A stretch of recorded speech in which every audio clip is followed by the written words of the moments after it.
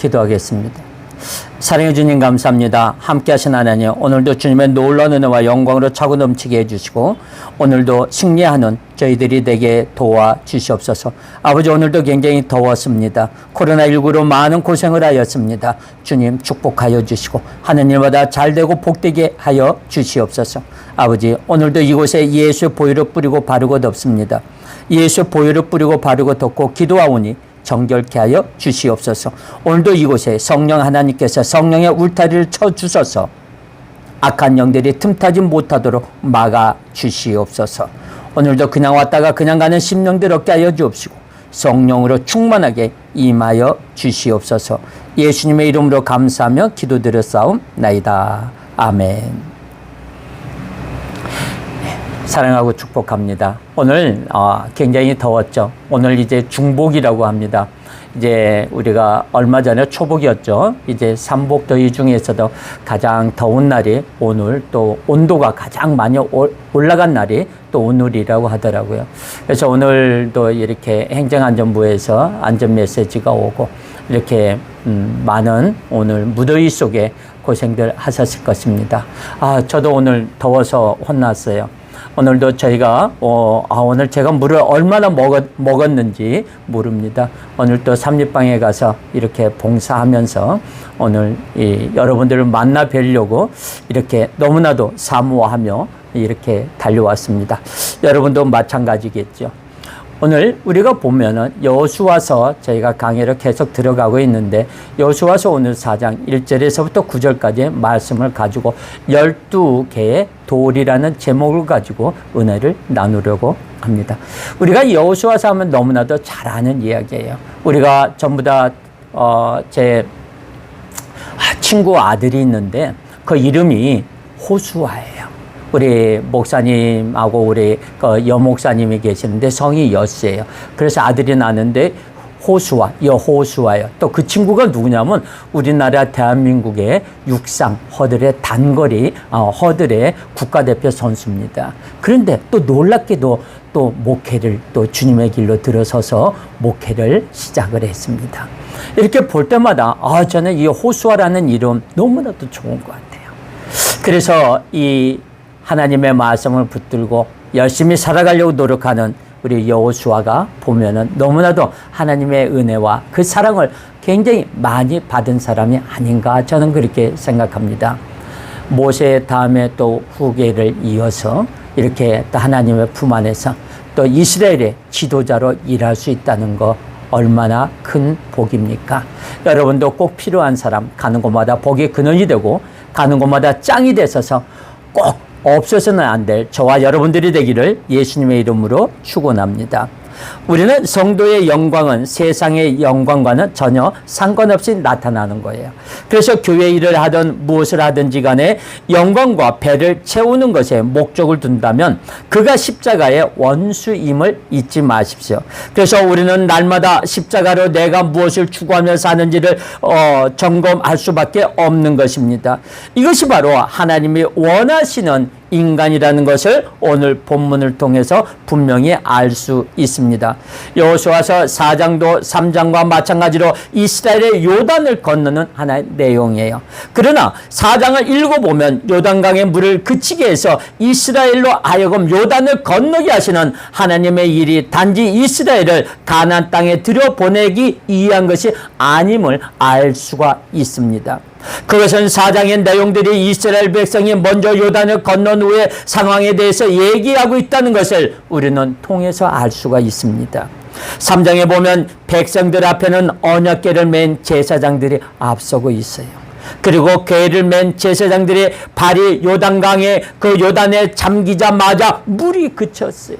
왜냐하면 이 물이 굉장히 출렁입니다. 파도가 넘실넘실 칩니다. 거기에 제사장들이 앞장을 서면서 나팔을 불고 행진을 합니다. 뒤에는 이스라엘 백성들이 따라옵니다. 앞에는 나팔수가 불면서 뿌 하고 나팔을 불 소리가 나면서 거기에는 제사장들이 법궤를 메고 4명의 제사장들이 물속으로 첨벙첨벙 뛰어드는 거예요. 세상에 보면 사람들이 그랬을 거야. 아니 저 사람들 뭐 하는 거야?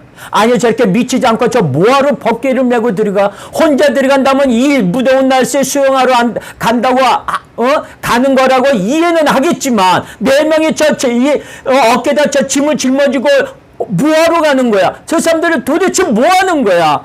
하고 그런 생각들을 많이 했을 것입니다.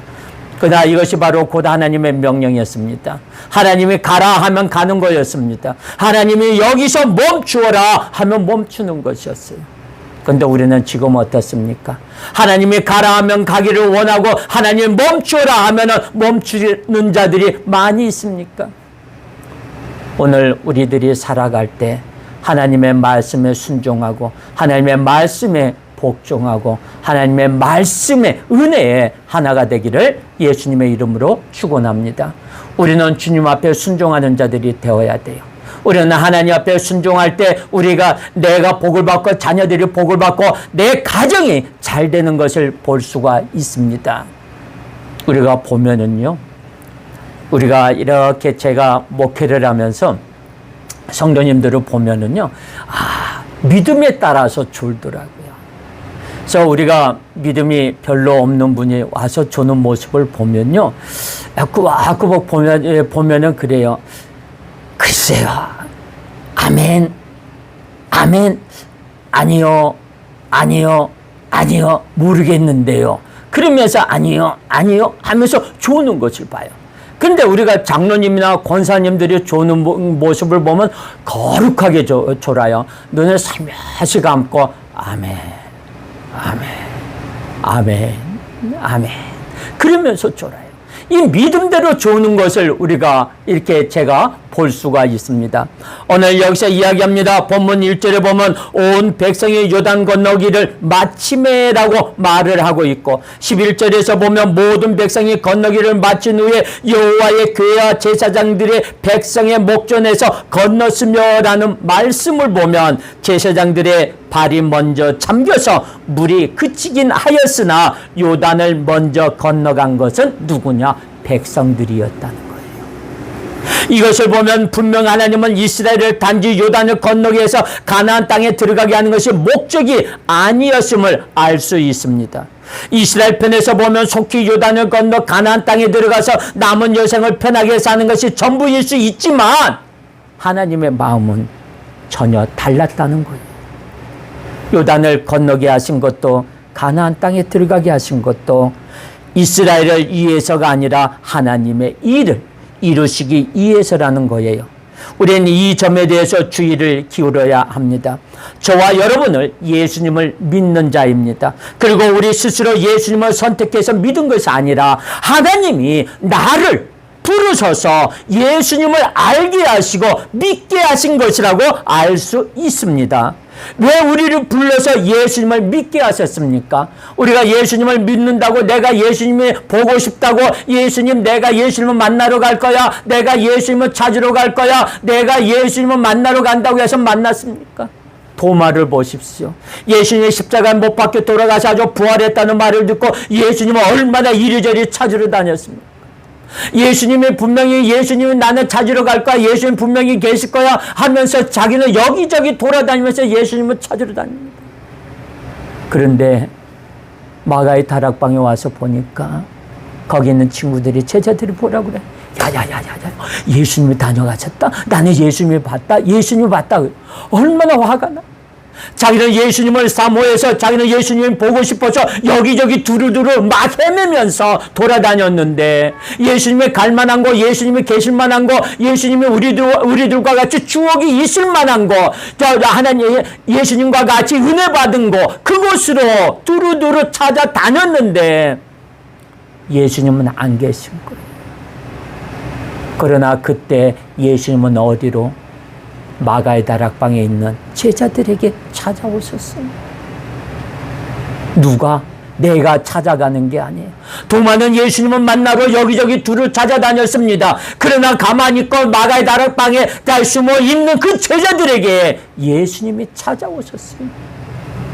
예수님이 내가 만나고 싶다고 내가 보고 싶다고 해서 예수님이 만나는 게 아니에요. 예수님이 나에게 찾아오신 하나님이 나에게 찾아오시는 거예요. 사랑하는 내 아들아, 네가 힘들고 어려운 건 내가 안다. 네가 무릎 꿇고 매일 새벽마다 나와 부르짖어 기도하며 내가 그걸 안다. 사랑하는 내 아들아, 사랑하는 내 자녀야, 조금만 인내하라. 조금만 참고 기다려라. 내가 너와 함께하리라. 네가 가는 곳에 내가 함께하는 거 있고 내가 너를 지명하여 불렀나니 너는 내 것이라고 내가 너한테 말하지 않았느냐. 사랑하는 아들아, 내가 너를 사랑한다. 내가 너와 함께하리라. 그 말씀에 하나님의 기도의 응답을 받고 눈물 콧물 다 흘러댑니다. 하나님 감사합니다. 하나님 감사합니다. 부족한 종을 제가 하나님께서 저에게 찾아와 주셔서 응답해 주셔서 감사합니다. 저는 하나님이 안 계신 줄 알았습니다. 하나님 없는 줄 알았습니다. 하나님이 나의 하나님이라고 나는 부르짖어 외쳤지만 내 하나님은 주무신 하나님인 줄 알았습니다. 그런데 하나님은 졸지도 아니하시고 주무시지도 아니하시고 오늘 이 새벽에 저를 찾아와서 만나주시니 너무나도 감사합니다. 감사합니다 하는 것. 우리가 하나님 앞에 부르짖어 기도할 때 주님이 나에게 찾아오시는 거예요. 내가 예비하고 준비할 때 하나님은 나에게 찾아오시는 거예요. 우리가 밀어난 5 처녀, 슬기로운 지혜로운 5 처녀들이죠. 그들은 등불을 들고 주님이 오실, 신랑이 오실 것을 미리 예비하고 등불을, 기름을 준비하고 등불을 들고 예비하고 기다리고 있었어요. 그러나 밀어난 5 처녀는 어떻게 됩니까? 똑같이 기다리는데 그들은 기름이 떨어져 가는 거예요. 그들에게는 믿음이 떨어져 가는 거예요. 이리 채이고 저리 채이고 이리 자빠지고 저리 자빠지고 요리조리 넘어져 가면서 좌로나 우로나 치우치지 않는 이 5 처녀처럼, 슬기로운 지혜로운 5 처녀처럼 달려가지 못하는 거예요. 누가 와서 바람을 불면 혹 넘어갑니다. 누가 와서 말을 귀를 간질간질하면 거기에 혹 넘어갑니다. 이것이 무엇이냐? 우리가 예비하지 않고 준비하지 않고 있었다는 거예요. 예배하고 준비한 자는 어느 강품이 불어와도 누가 와서 사탕발령을 이야기를 해도 누가 와서 꼬셔도 넘어가지 않습니다. 좌로나 우로나 치우치지 않고 베세메시를 향해 달려가는 암소처럼 목적지를 향해 달려가는 거예요. 이 암소가 옆에서 뭐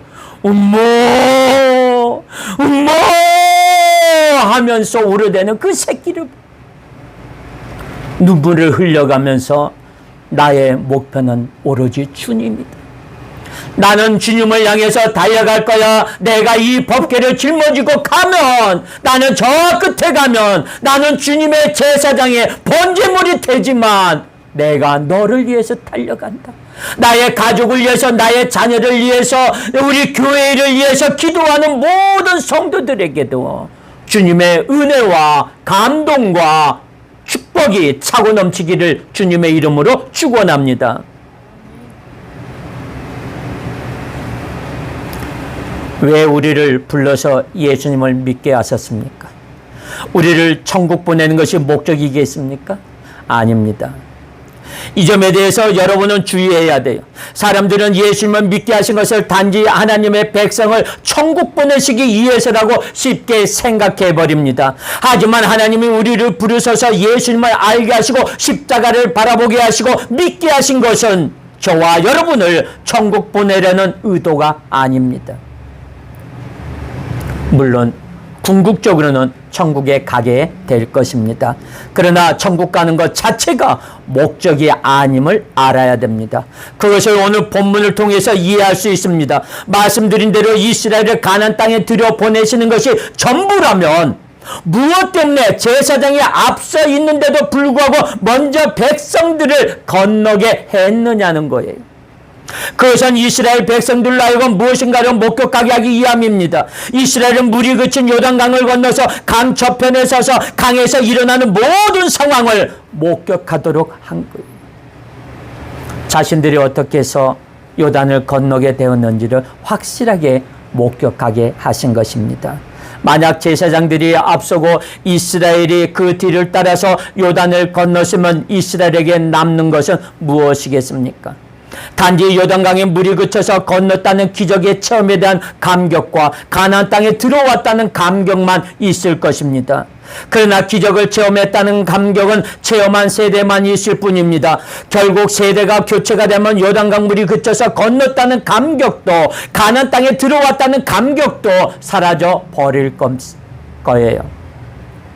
그래서 하나님은 이스라엘로 하여금 먼저 요단을 건너게 하셔서 언약궤 앞에서 물이 끊어져 있는 장면을 목격하게 하시고 이스라엘의 매 지파에서 한 명씩 불러내어 끊어져 있는 요단에서 돌 한 개씩을 어깨 매게 하십니다. 그리고 그 돌들이 가운데에서 표징이 되리라고 말씀하십니다.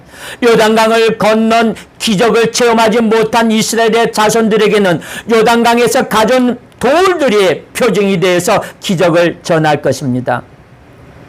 여호수아서 4장 7절에 한번 볼까요? 여호수아서 4장 7절.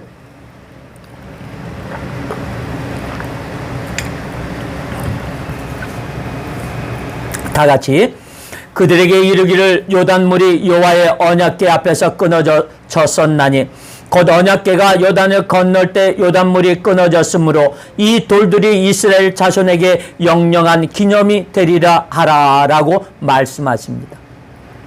즉 12돌은 이스라엘 자손에게 요단강이 언약궤 앞에서 끊어져서 요단을 건넜다는 것을 전하는 표징이라는 거예요.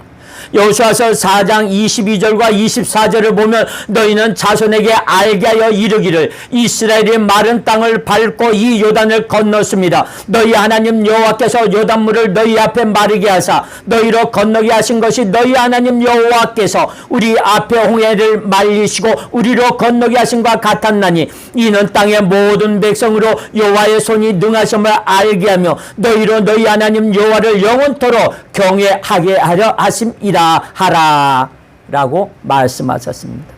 우리가 한번 볼까요? 홍해의 역사와 요단강의 역사는 다릅니다. 홍해는 주님께서 만들어 주십니다. 주님께서는 하나님은 모세의 기도로 인하여 거기서 홍해를 갈라주게 합니다. 많은 백성들이 갈라진 그 홍해를 걸어갑니다. 그러나 요단강은 먼저 무엇이냐? 하나님의 말씀을 믿고 법궤를 짊어지고 물속으로 첨벙첨벙 뛰어드는 것입니다. 그것은 무엇이냐? 내가 하나님의 말씀을 믿고 하나님의 복음을 들고 하나님의 믿음으로 내가 하나님 앞에 순종하며 그 믿음의 말씀과 은혜의 은총을 가지고 물속으로 뛰어드는 거예요. 하나님께서 해주실 줄을 믿고 주여 믿사옵나이다. 하나님께서 함께 하실 줄은 믿습니다. 주님께서 오늘과 나와 동행하시는 것을 믿습니다. 하고 뛰어드는 먼저 행하는 거예요. 구약시대는 하나님께서 길을 갈라놓은 다음에 건너갔어요. 신약시대에서는 내가 하나님 앞에 먼저 뛰어드는 것입니다. 우리는 많은 사람들이 열심히 기도합니다. 주님 앞에 나와서 기도합니다. 그리고 기도하면서 자기가 할 일은 하지를 않아요. 왜 안 하느냐? 주님께서 다 해주실 건데. 하나님께서 다 해주실 건데 내가 왜 안 해? 참, 그런 사람들 보면은요. 참 대단한 믿음이다 할 때가 참 많아요. 하나님께서는 구하라. 그러면 구할 것이요. 두들겨라 하면 열릴 것이라고 말씀하셨습니다. 하나님께서는 내가 하나님 앞에 기도하면서 하나님 앞에 구합니다. 내가 하나님 앞에 두들깁니다. 그 몫은 뭐냐? 내가 해야 된다는 거예요. 내가 하나님 앞에 구하고 하나님 앞에 내가 두들기는 거예요. 내가 하나님 앞에 나가서 움직이는 거예요. 하나님 이 길이 맞습니까? 하나님 이 길이 맞다면 내가 이 사람을 만나는 것이 만남의 축복을 주신다는 것이 진짜 맞는 것입니까? 라고 믿고 의지하고 쫓아가는 거예요. 요단강의 기적이 오늘날의 세상의 일과 똑같습니다. 내가 하나님 앞에 믿음으로 기도하고 찾아가는, 즉 기념도를 통해서 이스라엘이 요단을 어떻게 건넜는가를 계속 전하라는 것입니다. 그러나 이것은 단지 옛날 조상들에게 있었던 기적의 역사를 가르치는 것이 아니에요. 이스라엘로 하여금 요단을 건너게 하셔서 언약을 지키신 하나님의 신실하심과 능력을 전하라는 거예요. 하나님이 어떤 분인가를 알게 함으로써 영원토록 하나님을 경외하시게 하시겠다는 거예요. 이것이 뭐냐? 기념돌의 의미예요. 따라서 돌 자체에는 아무런 의미가 없습니다. 돌에는 아무것도 없고 능력도 없어요. 어떤 능력도 없습니다. 언약궤로 인해서 물이 그치고 요단을 건넜다는 체험도 의미 있는 것이 아니에요. 다만 뭐냐?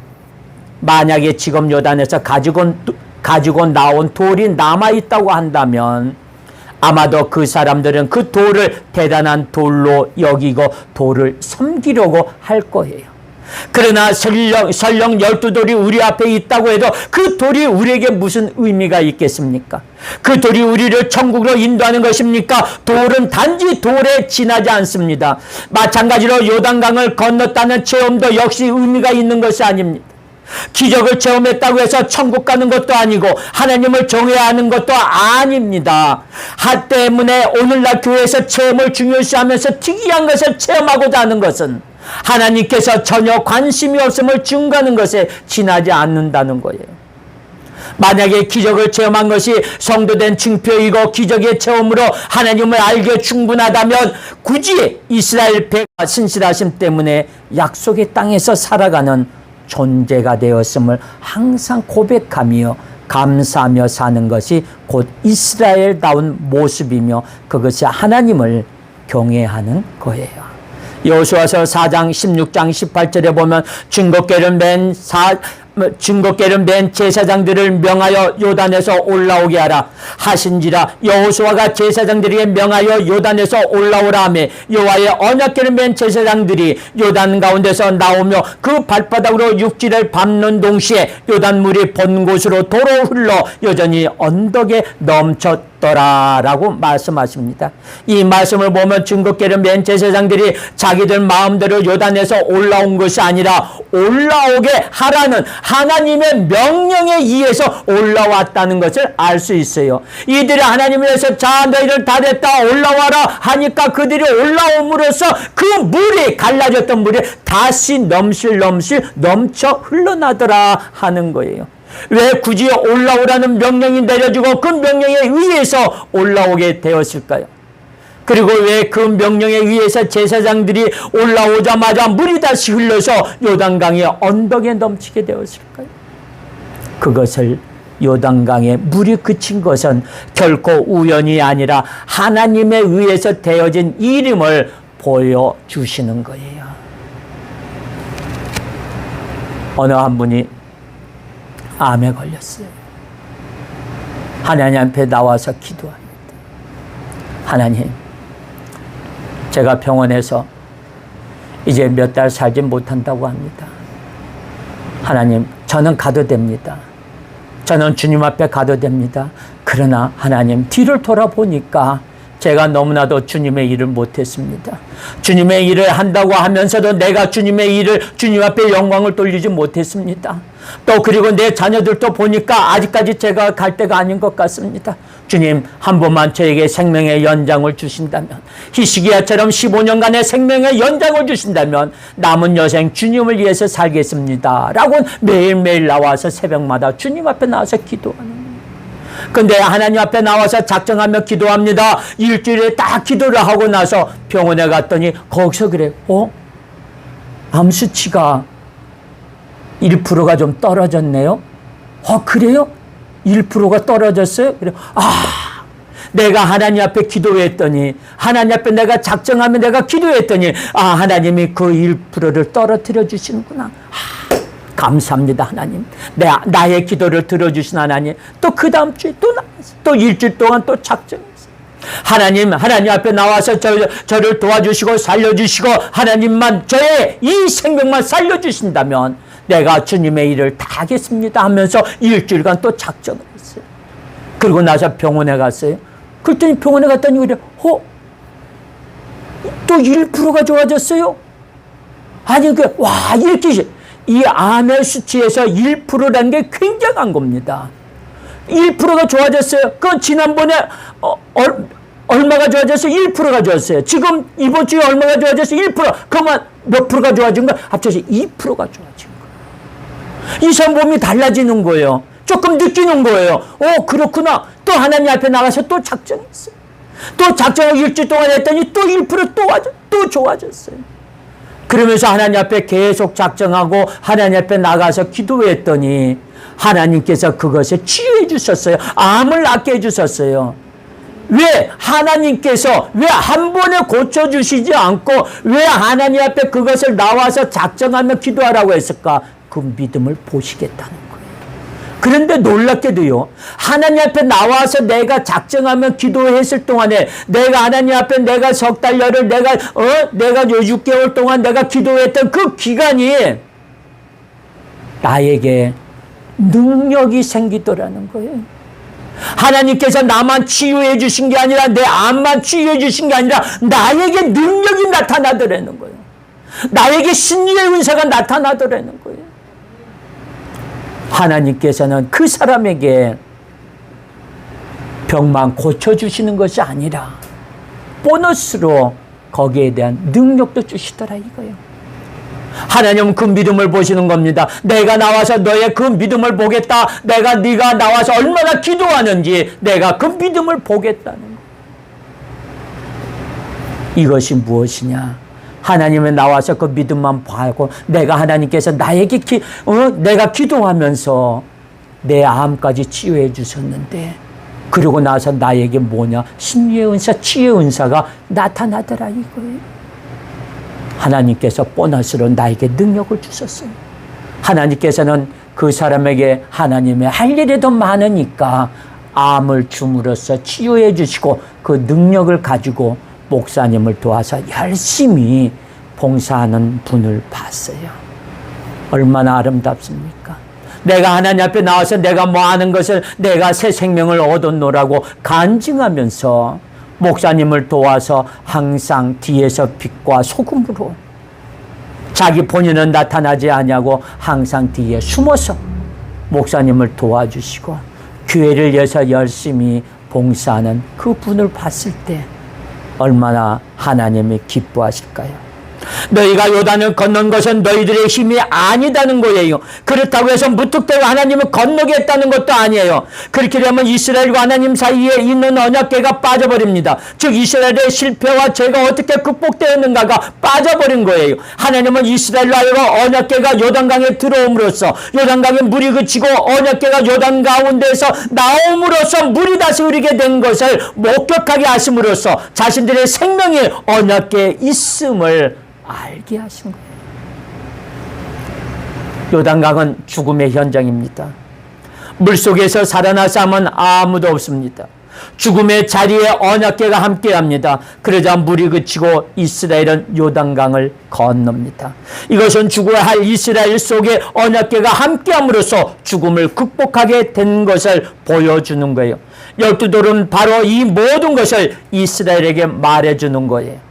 12돌은 모두가 물속에 잠겼던 돌이기 때문입니다. 그래서 이스라엘은 12돌을 바라보면서 자신들이 어떻게 살아났는가를 자손 대대로 잊지 말아야 했던 거예요. 그것만이 이스라엘을 이스라엘 되게 하는 것이기 때문입니다. 이것이 하나님을 경외해야 하는 것이라고 이 이스라엘 안에 영원토록 계속되어져야 할 삶의 태도라는 것을 이 12돌이 말하고 있습니다.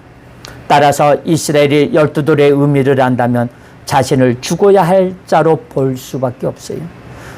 죽어야 할 자가 희생의 피로 인해서 살아났으며 하나님의 약속의 땅에 거하게 되었음을 인정할 수밖에 없습니다. 때문에 자신을 자랑하지 못하고 자기 영광을 나타낼 수 없으며 세상의 힘으로 살아가지 않게 됩니다. 이것이 바로 진짜 이스라엘이에요. 12돌의 의미를 알고 가슴속에 12돌을 세우고 살아가는 진짜 믿음의 신자입니다.